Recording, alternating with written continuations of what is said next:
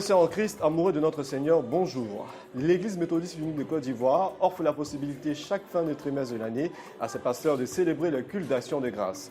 Et pour cette occasion, nous recevons le pasteur Isaac Brown avec lequel nous allons pouvoir échanger sur le sens de cette action de grâce et bien sûr les différentes étapes de son témoignage de vocation pastorale. Merci et bienvenue. Mon Dieu,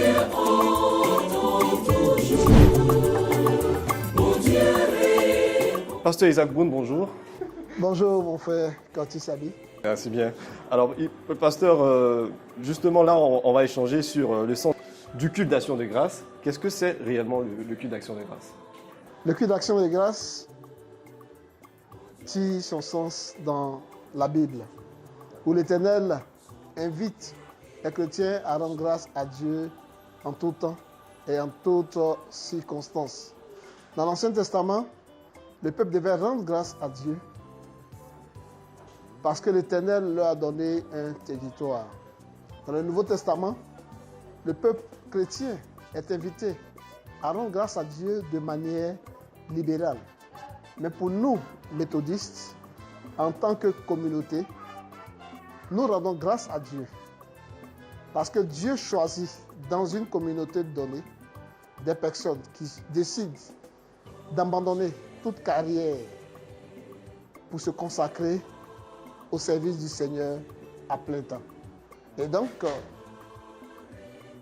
partant de cela, puisque lorsque les pasteurs sont consacrés à la conférence annuelle, il leur est demandé de retourner dans leur communauté pour inviter les frères et sœurs, pour se présenter d'abord à leurs frères et sœurs et dire merci à Dieu qui les a choisis. D'accord. Donc on peut bien sûr comprendre par ça que le sens du culte d'action de grâce est une action de reconnaissance d'abord à Dieu, de la consécration que les pasteurs dont les pasteurs ont été faits vis-à-vis du peuple de Dieu. C'est ça? C'est bien ça. Et ensuite, les communautés viennent dire merci à leur fils, à leur frère qui a accepté de répondre à l'appel de Dieu et disent merci en essayant de l'accompagner avec ce qu'ils peuvent. D'accord.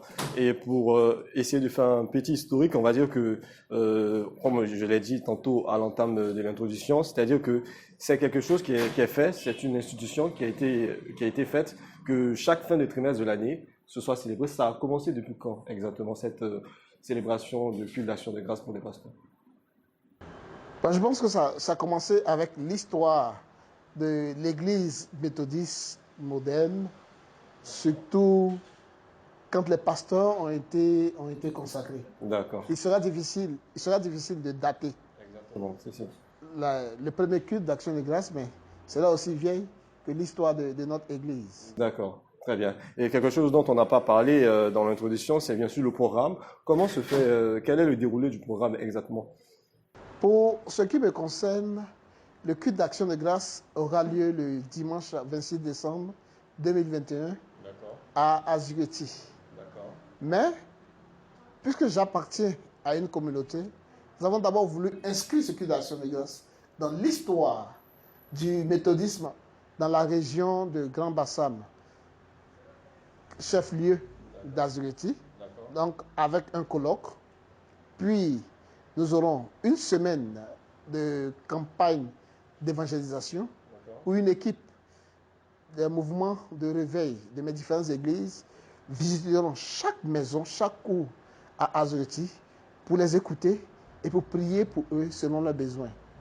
Et le samedi 18 décembre, nous prévoyons une grande campagne médicale pour aider nos mamans, pour aider nos frères et sœurs qui, depuis peut-être 2 ans, 3 ans, n'ont pas eu la visite de médecins.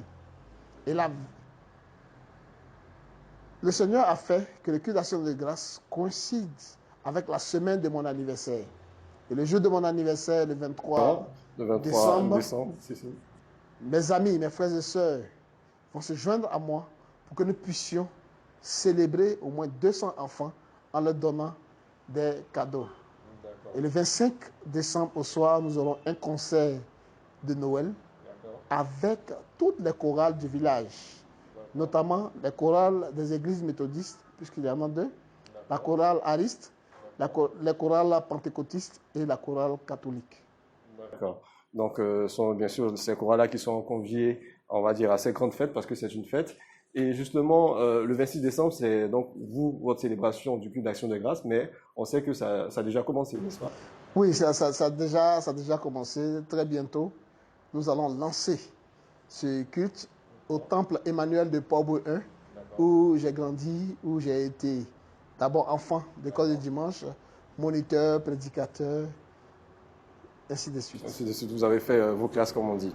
D'accord. Et donc là, on a déjà abordé le premier pan de notre entretien, c'est donc le sens du culte d'action de grâce. Mais à côté, il y a aussi le témoignage de vocation, d'accord? Le témoignage de votre vocation pastorale, on va dire qu'on a essayé d'énumérer en quelques grands paramètres. Et ce qui revient dans toutes ces différentes étapes, c'est le mot grâce, n'est-ce pas? Est-ce que vous pouvez confirmer? D'abord, je suis un enfant de grâce. Tout à fait. Lorsque j'étais conscient et que je pouvais faire mes propres choix, je crois que je devais être en classe de CE1, j'ai commencé à suivre mes amis à l'église catholique. D'accord. J'ai même fait 2 années de catéchèse. On devait me baptiser. Et ma grand-mère s'efforçait à m'empêcher d'aller à l'église catholique. Mais je trouvais toujours le moyen de fuir parce que j'aimais tellement le Seigneur. Mais c'est mon père qui a su me convaincre de le suivre à l'église méthodiste. Un jour qu'il était venu me rendre visite chez ma grand-mère, il a utilisé un dialogue très simple pour dire qu'en tant que responsable de l'église, en tant que l'un des responsables de l'église méthodiste, il était inconcevable que tous ses enfants partent à l'église catholique. Et comme moi j'étais le plus jeune qui partait à l'église catholique, il m'a invité donc à le suivre, à laisser mes grands frères aller à l'église catholique et moi à le suivre à l'église méthodiste.